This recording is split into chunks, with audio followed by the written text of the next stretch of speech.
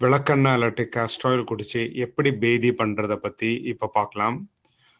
காலையில சூரியன் உதிக்கிறதுக்கு கொஞ்சம் முன்னாடி குடிச்சா அது ரொம்ப நல்லது. ஏன்னா பித்தம் வந்து அப்பதான் நல்லா இதாகும். ஸோ அதனால ஜஸ்ட் ஒரு 6 மணி போல 6 to 7க்குள்ளார காலையில எந்திரிச்சதும் வெறும் வயிற்றுல எதுவுமே சாப்பிடவோ குடிக்கவோ கூடாது. பல்லு வேணா விளக்கிக்கலாம். அப்புறம் விளக்கெண்ணெயை வந்து குடிக்கணும். அதுக்கப்புறம் வந்து எப்படி என்ன அளவுங்கிறது பிறந்த குழந்தையிலிருந்து ஒரு டிராப்பு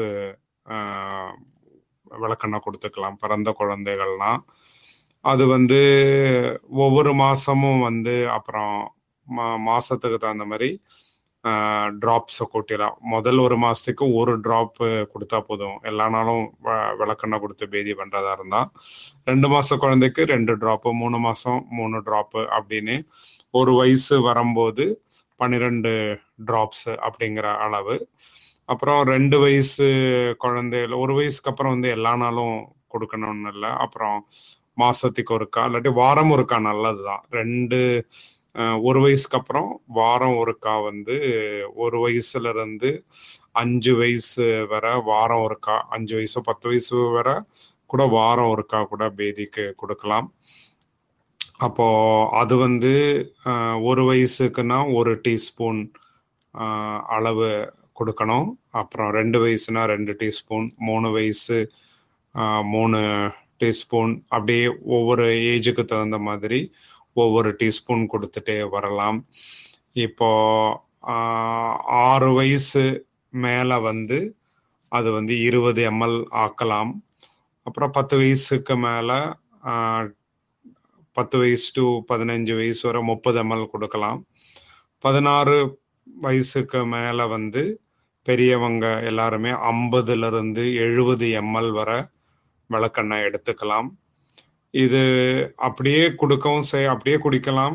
அல்லாட்டி அதை வந்து கொஞ்சம் சுடுதண்ணில கலக்கி குடிக்கலாம். இல்லாட்டி அது கூட வந்து எலுமிச்சம்பழ சாறு இல்லாட்டி ஆரஞ்சு ஜூஸ் கலக்கலாம்.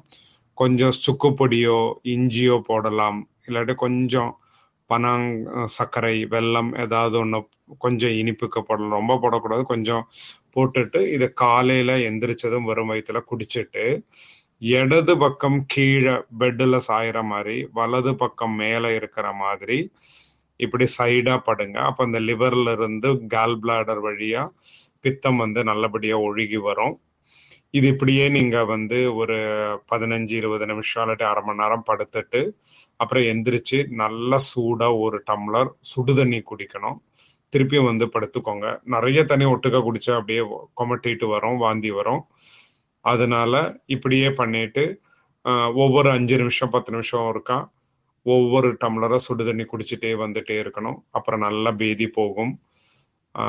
முதல்ல எல்லாமே வந்து கட்டியான மலம் தான் வரும். அப்புறம் தண்ணியாக ஆரம்பிக்கும். அப்புறம் மஞ்சள் கலர்ல வர ஆரம்பிக்கும். ஒரு 7, 8 இல்லாட்டி 10 வாட்டி போகட்டுங்க, நல்லதுதான். அப்புறம் ஒரு 10 வாட்டி போய் இன்னும் அதுக்கு மேல ஒன்றும் அப்படிவா இல்லை, உங்களுக்கு பசி எடுக்க ஆரம்பிக்கிற மாதிரி இருந்ததுன்னா ஒரு டம்ளர் மோர் வந்து குடிங்க.